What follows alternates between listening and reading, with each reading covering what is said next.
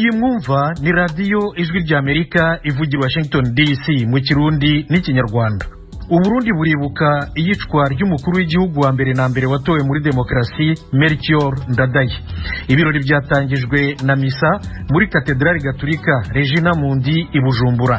Urubeya rw'urukundo ruzokomezwa n'abarundi bose, mugambwe umwe ntugishobora kwaka wonyene, urahaguka ukazimata ukazima. Uyu ni Musenyeri Anatole Ruberinyange, icyegera cya Arkiyepiskopi Gatolika wa Bujumbura mu Burundi. Uburundi kandi bumaze gusinyana amasezerano n'ibihugu bimwe na bimwe by'Abarabu kugira ngo bujye buboherereza abakozi bato bato. Naho muri Kivu ya ruguru abakekwaho ko ari inyeshyamba za ADF nanone bishe abandi baturage, aba bahitanye ni 16. Ikaze muri kumwe na Thomas Kamirindi. Duhere rero ku makuru yo hirya no hino ku isi nk'uko musanzwe mubizi. Nk'uko maze kubibabwira mu ngingo z'ingenzi, abantu bakekwaho ko bashobora kuba ari inyeshyamba za ADF bishe abaturage 16 mu mudugudu wa Karembo mu ntara ya Kivu ya ruguru mu burasirazuba bwa Repubulika ya Demokarasi ya Kongo. Eugene Mukankusi aratubwira iyi nkuru. Abo bakekwa ko ari abarwanyi bakisiramu bishe abantu 16 banatwika amazu mu ijoro ry'ejo kuwa gatatu mu burasirazuba bwa Kongo, nk'uko uwabyiboneye n'umuyobozi wa sosiyete sivile yabivuze. Umuvugizi w'ingabo mu karere mu gitondo cyo kuri wa kane yavuze ko abasirikare bari ku irondo basakiranye n'abarwanya ubutegetsi, ariko ntiyagira ibindi bisobanuro atanga. Luc Kakule Meso, umuturage wo mu mudugudu wa Karembo uri mu birometero bigera muri 40 uvuye mu burasirazuba bw'umujyi wa Beni, yagize ati twarimo gusangira icyo kunywa n'inshuti, nuko mu buryo butunguranye twumva urusaku rw'imbunda. Ikintu cya mbere cyatujemo ni uguhunga. Mu gitondo cy'uyu munsi twabonye imirambo 16, abapfuye barimo umuhungu wanjye w'imfura. Mumbere Meleki Murara, umuhuzabikorwa w'imiryango yo mu karere iharanira uburenganzira bwa muntu, yemeje umubare w'abapfuye. Kuri we igitero cyakozwe n'inyeshyamba za ADF. Umutwe wa ADF ugizwe n'abarwanyi bakomoka muri Uganda, umaze imyaka ukorera mu mashyamba y'inzitane yo muri Repubulika ya Demokarasi ya Kongo hafi y'umupaka wa Uganda. Watangiye kwica umubare munini w'abasivili mu mwaka wa 2014. Mu mpera z'umwaka wa 2019 ingabo za Kongo zatangiye ibikorwa byaguye kuri uwo mutwe bikongeza urugomo. Mulala yagize ati birababaje kandi biteye agahinda kubera ko buri munsi tubara abapfuye. Mu kwezi kwa gatanu gushize guverinoma ya Kongo yatangaje ko intara ya Kivu ya ruguru hamwe n'iya Ituri zari mu bihe bikomeye, izishyiramo ubutegetsi bwa gisirikare. Yashakaga guhagarika imivu y'amaraso, ariko umutekano w'abasivili wakomeje kuba nabi, nk'uko ikigo Kivu Security Tracker kibivuga. Iki kigo gikorana ubushakashatsi n'umuryango urengera uburenganzira bwa muntu Human Rights Watch, ufite icyicaro cyawo gikuru i New York muri Leta Zunze Ubumwe za Amerika. Tuve muri Repubulika ya Demokarasi ya Kongo tujye muri Mali. Abasirikare b'Ubufaransa bo mu mutwe w'ingabo witwa Barkhane bishe Nasser al-Tergi, wari komanda w'umujihadiste. Nasser al-Tergi yishwe kuwa gatandatu ushize, ariko ubuyobozi bukuru Etat Major bw'ingabo z'Ubufaransa bwabitangaje uyu munsi. Tergi yari umukuru w'ishami ryitwa Gourma ry'umutwe wa GSIM, Groupe de Soutien à l'Islam et aux Musulmans, nawo ushamikiye kuri Al-Qaeda. Nk'uko ingabo z'Ubufaransa zibivuga, Tergi yari umuhanga wo gukoresha imitego y'irisasu na za mina. Yicanywe n'abandi barwanyi be 5 barashwe n'indege z'intambara bari mu modoka imwe. Nasser al-Tergi yishwe mu gihe leta ya Mali yafashe icyemezo cyo kuganira n'imwe mu mitwe y'abajihadiste yayogoje igihugu, icyemezo Ubufaransa bwahoze bukoroniza Mali budashyigikiye na gato. Radio Ijwi ry'Amerika. Muri Libya, Minisitiri w'Intebe Abdulhamid Dbeiba ashyigikiye ko amatora rusange azabaho koko nk'uko biteganirijwe ku itariki ya 24 y'ukwezi kwa 12 gutaha. Eugene Mukankusi aragarutse. Avugira mu nama i Tripoli, Abdulhamid Dbeiba yasobanuye ko bishoboka ko aya matora ashobora gukemura ibibazo bimaze igihe kirekire mu gihugu. Ibyo bibazo byakaze kuva umuryango wa OTAN ushyigikiye imyivumbagatanyo yari igamije gukura Muammar Gaddafi ku butegetsi mu mwaka wa 2011. Minisitiri Dbeiba yagize ati dushyigikiye ibikorwa by'urwego rwo hejuru rwa komite ishinzwe itora kurikoresha ku itariki yateganyijwe. Ndahamagarira abanyalibiya kuzitabira amatora ari benshi kandi neza. Itora ryemejwe hakurikijwe inzira y'amahoro ishyigikiwe n'umuryango w'abibumbye ONU. ribonwa nk'intambwe ikomeye mu bikorwa byo gusezerera urugomo rumaze imyaka 10 mu gihugu hashyirwaho ubuyobozi bushya muri politiki bwemewe mu buryo busesuye imbere y'amategeko. ONU yasabye ko hakorwa itora ry'umukuru w'igihugu n'abadepite ku itariki 24 y'ukwezi kwa 12. Cyakora nubwo inteko ishinga amategeko yashyizeho itegeko ku itora rya perezida wa repubulika kuri iyo tariki, yanatanze irindi tegeko ritandukanye rivuga ko itora ry'abadepite rizaba nyuma y'iyo tariki. Izindi nzego z'ubuyobozi muri politiki ya Libya zamaganye ibisabwa ku itora ry'abadepite. Nta mutekano Libya yagize kuva Gaddafi akuwe ku butegetsi, kandi inzego za politiki zitandukanye z'igihugu zagiye zibazwaho kuva icyo gihe mu bijyanye n'amategeko. Ikintu cyose cyatuma haba amatora atemeranijweho ku buryo busesuye n'inzego zitavuga rumwe za politiki gishobora gutuma zicikamo ibice zikanga itora, bikaba byanateza urundi rugomo.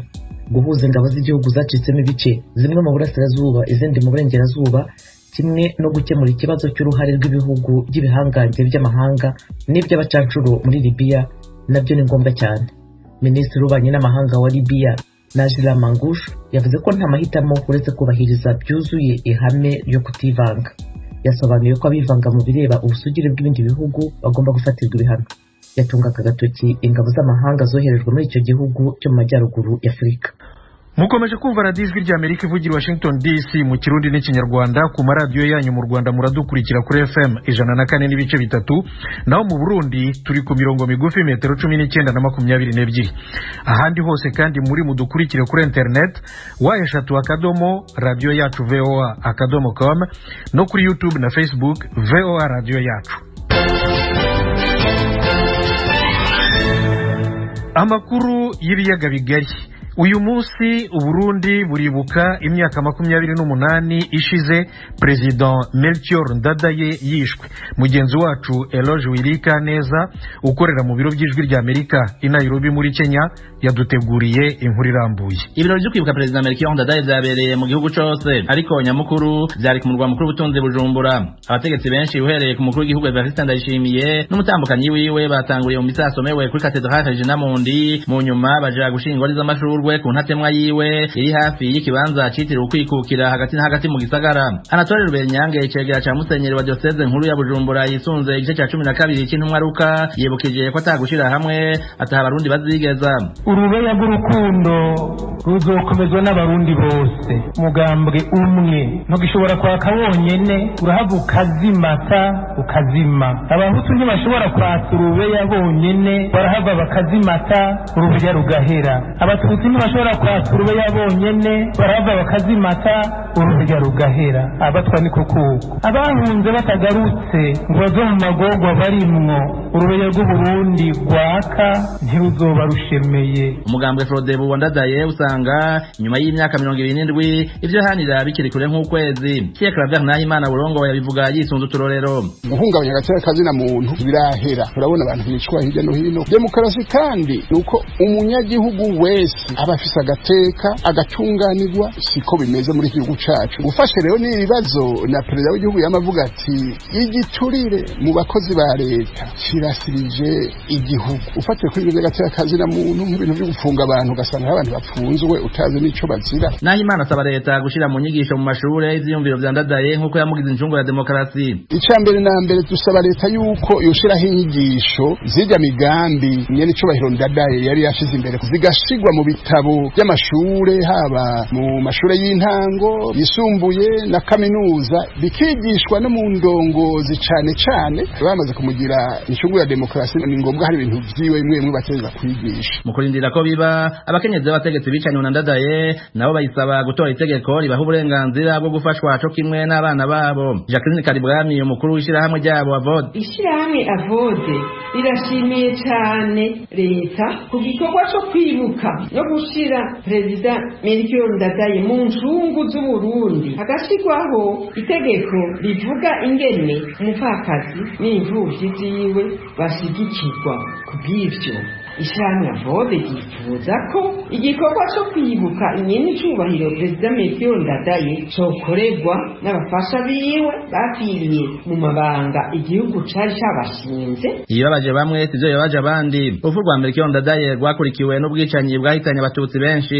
Muri bo harimwo abanyeshure barenga 150 biciwe ahitwa kw'ibubu n'abarimu babo muri komine Giheta intara ya Gitega hagati na hagati mu gihugu c'u Burundi. Barabo kuri Sekibimba. Kuva mwaka uheze leta yategetse ko baja kubibuka batarenga 10. Roter niyo nkuru umukuru w'ishirahamwe ya Genocide Cirimoso yasavye leta kureka abantu bakibuka babo ko bavyifuza. Ishirahamwe ase Genocide Cirimoso risavye leta y'u Burundi yuko imigirwa ngiyi kunamira aba bana bacu baryamye ngaha n'abandi bose bahitanywe n'ikiza cy'ihonyabwoko uyu mugirwa leta y'u Burundi yubahiriza atari amacakubiri no kugira ngo gira bakeya turazi yuko iki kiza ca covid cadutse biza kuyikirira mugabo ukurikiza amategeko si bamwe babiza kubikurikiza abandi ntibabikurikiza. Simon Suguru nawe yaserukiye abavyeyi baburiye abana kw'ibubu asaba ko ababiciye bo hanwa hisunzwe amategeko.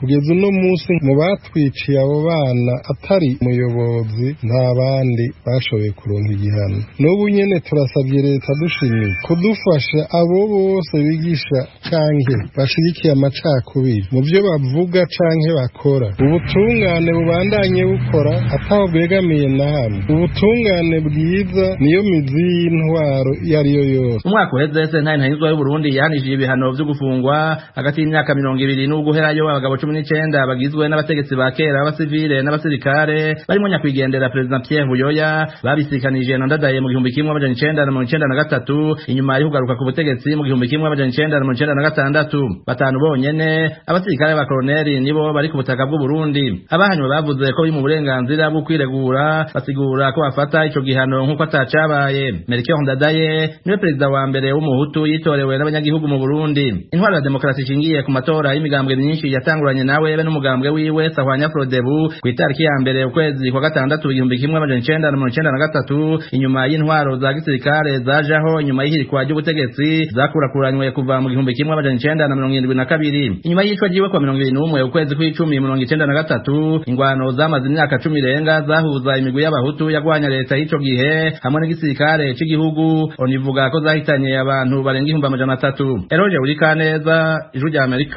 Radio Ijwi rya Amerika ivugira Washington DC mu Kirundi n'Ikinyarwanda. Uburundi bumaze gusinya amasezerano n'ibihugu bitandukanye by'Abarabu nka Arabia Saudite na Qatar ndetse n'ibindi, amasezerano yo koherezayo abakozi bato bato cyane cyane abakobwa. Leta ivuga ko ari uburyo bwo kubarengera, ariko amwe mu mashyirahamwe aharanira uburenganzira bw'abakenyezi afite amakenga ko byaba ari amayeri yo gukora ubucuruzi bw'abantu. Mugenzi wacu Pierre Claver niyo nkuru ukorera i Kigali mu Rwanda yakurikiranye iyi nkuru araduha ibindi bisobanuro. Ubwo Burundi amasezerano yo kurungika abakozi hanze azofasha mu gukingira agateka kabo mu bihugu bazoba bagiyemwo. Albert Shingiro umushikiranganje w'imigenderanire y'u Burundi n'amakungu aradondagura ibihugu Burundi bugiye kurungikamwo abo bakozi. Dutanguriye muri ivyo bihugu by'Abarabu kuko ari byo abarundi benshi baguma bajamo kurondera akazi. Navuze ko mu nyuma nzoja mu gihugu ca Qatar, cha Oman no mu gihugu ca Emirates n'ibihugu duhana imbibe nk'igihugu ca Congo, ca Tanzania naho nyene birashoboka. Mbere turashaka no kuja muri za Nigeria, za Congo Brazzaville, ahantu hose baba bakenera abakozi, no muri za Guinea Equatoriale hose kugira ngo umurundi yifuza gukora hanze ku by'ukuri ntihabe intambamyi. Kandi hazoba hariho inzego zijejwe kubegeranya zikabaha inyigisho zijanye n'akazi bagiye gukora, kandi zikaba n'inyigisho ingene bijya bihugu bibayeho kugira ngo bashitseyo ntibazashikeho bagira ingorane. Ahanini abakenyezi n'abakobwa nibo barabwa n'ayo masezerano nk'uko umushikiranganje Shingiro yabiseguye. Ya masezerano cyane cyane araba abakozi bato bato cyo no kwita les ouvriers, bashiki bacu bagenda gukora mu mazu hariya, ibyo kura by'abana, gukora mu mazu, isuku n'ibindi. Iyo n'amasezerano ya mbere. Amasezerano ya kabiri na yaraba les métiers ntonto nk'izi z'abakora amamodoka, abafundi b'inzu, abatera ibiti, abatera amashugwe, kandi nkuko mubizi agashahara kaba kisununuye gusumba ngaho iwacu. ntibiraba incabwenge zo hejuru bagiye biza universite. Naho biruko amwe mu mashirahamwe akingira agateka k'abakenyezi abona ko ari urugeri rwo gukora urudandazwa rw'abakenyezi. Maître Immaculée Hunja arongoye urunani rw'abakenyezi baharanira amahoro n'umutekano kuri mikoro y'Ijwi ry'Amerika. Abagore n'abakenyezi barashowe muri urwo rudandaza atamategeko abakingira, barafashwe nk'ibinyamaswa, baradandajwe, barakorewe amabi yose ahanwa n'amategeko mpuzamakungu kandi barungitswe n'igihugu.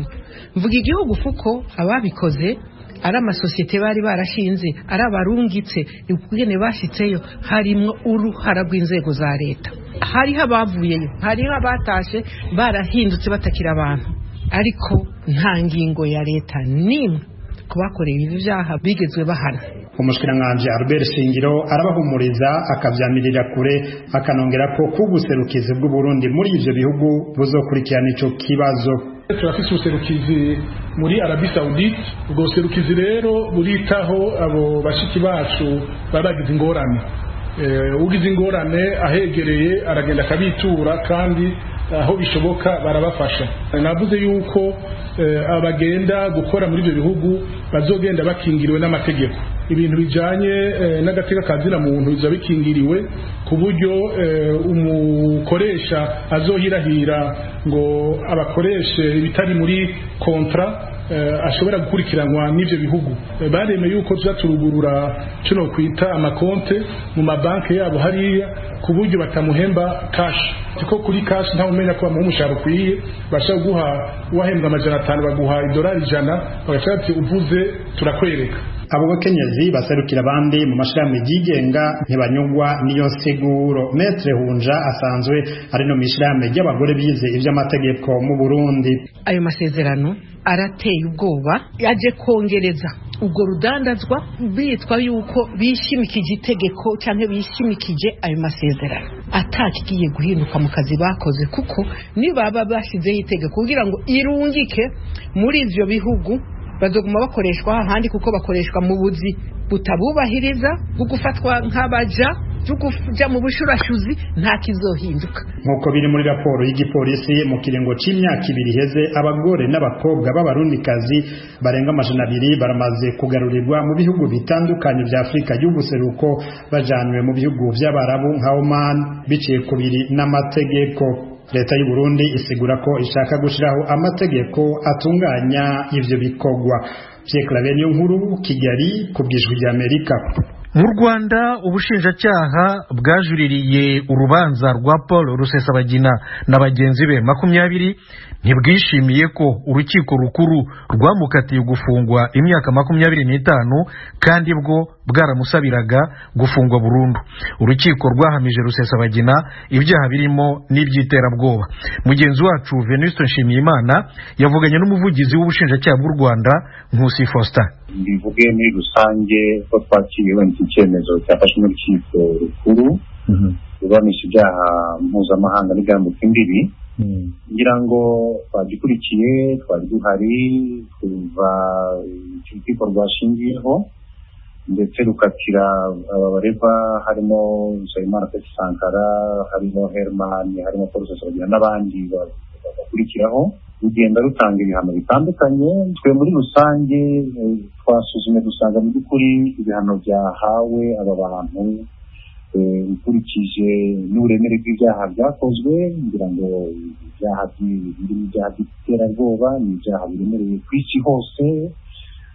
Abantu bakora ibyaha nk'ibi baba bakwiye guhanwa ku buryo mu by'ukuri twumva bidasanzwe hakurikijwe amategeko yumvikana. Twasanze rero mu by'ukuri tugomba kuzicara tukareba urukiko rwashinzweho, nitumara kubona kopi y'urubanza cyangwa se amatorewa tukayisoma tukayisesengura kuri buri muntu, duhereye kuri Sankara tukaza kuri Herman tukaza kuri Paul Rusesabagina n'abandi bakurikiraho, tukareba ibyashingiweho kuri buri muntu kugira ngo habe icyo gihano, kuko twumvaga ko bagahawe ibihano birenze. Ngira ngo rero turaza gusesengura turebe muri rusange, turebe icyakorwa, ariko turumva icyemezo cy'urukiko tuzakijurira.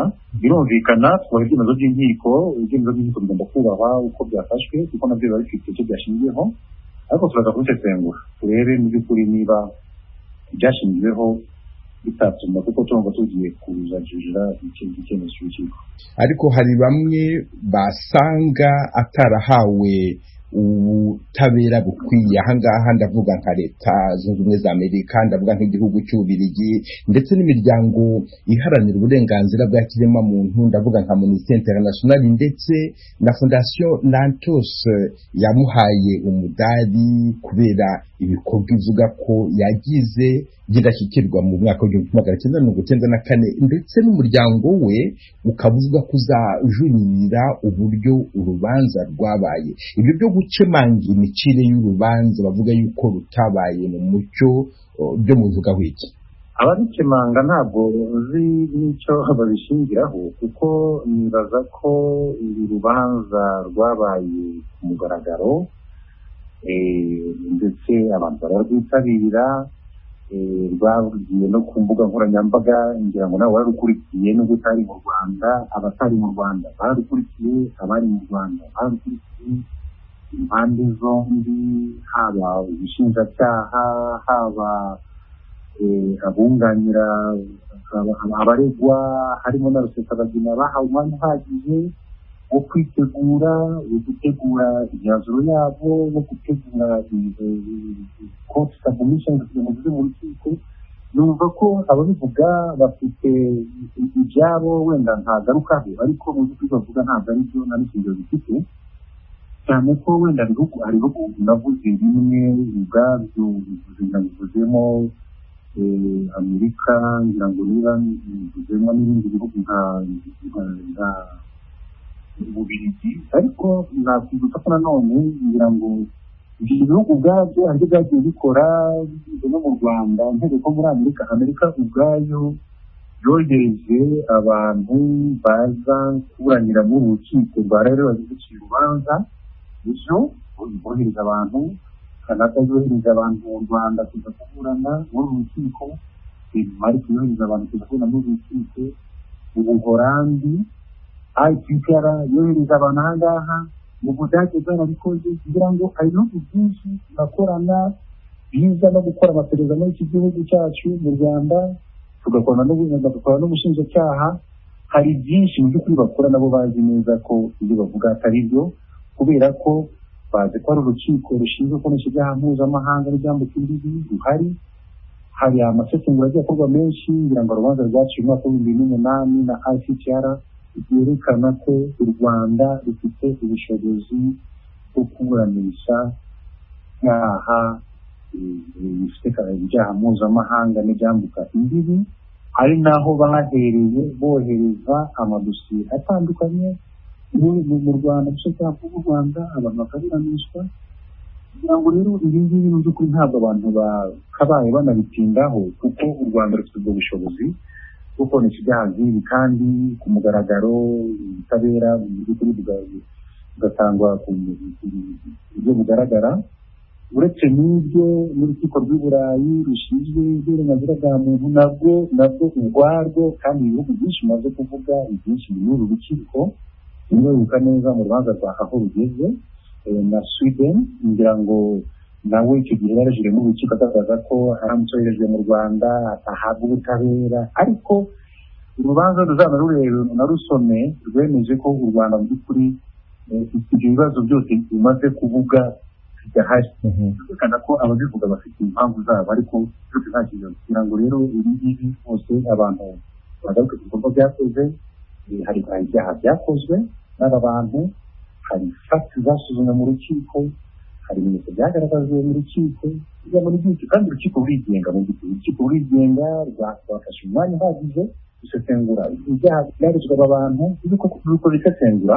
Ngira ngo niyo mpamvu mu by'ukuri abantu bagomba rimwe na rimwe kubaha ibyemezo by'inkiko, kuko inkiko zigenga, kandi ku isi hose inkiko bigenda, inkiko zigomba kwigenga. None kuba Rusesabagina yarivanye mu rubanza akanga kuburana, avuga ko abona abamuburanisha basa naho babogamye, akavuga yuko amadosiye ye atayabonera igihe, ndetse ko ari nayo bamutwaye, akavuga yuko yahawe abamuburanira atihitiyemo. Ibyo byose musanga bitari bikwiye gutuma mwongera gutekereza ku micire y'urwo rubanza? abamuburanira ngira ngo nibo yabihitiyemo, nta muntu wamuhitiyemo mu by'ukuri, ngira ngo yari afite abenganizi be kugeza n'igihe bava mu rubanza nibo bivanyemo. wenda icyo navuga kuva mu rubanza ni uburenganzira bwe, yavuze ko yivanyemo, ngira ngo niba abanje kwitaba bwa mbere ishobora kwivanamo, ni uburenganzira bwe, ikikorwa n'ingurane isuzumye. ariko nanone ngira ngo ibuko neza ko urukiko rwakomeje no kugira umumenyesha amatariki y'urubanza ruzabera, kuko rwanavuze ko mu gihe cyose yakenera kugaruka mu rubanza azagaruka. Kutagaruka rero ibyo ngibyo nibo byihitiyemo. kandi ikindi urukiko rwakomeje no kumenyesha uko iburanisha ryagenze, bakamwohereza za audience, bakamumenyesha itariki ikurikiyeho. Bumvikana ko mu by'ukuri urukiko rwakoze ibishoboka byose kugira ngo n'ubu ibyabereye mu rukiko nabyo abimenye. Ibibaza rero ko nabo ababivuga ko babazi neza na realize barazizi. ikindi yitabaga urukiko ataribana mu rubanza, hari ibibazo yagaragaje bitandukanye, avuga ko atabonye amadosiye akeneye bitandukanye muri gereza. urukiko rwafashe umwanya ruranamusura, rujya muri gereza, rureba ibibazo afite, ruranabikemura. bibaza ko ababivuga nk'uko nabivuze ntangira mbere bafite impamvu zabo, abuza abantu kuvuga ngo ibyo bashaka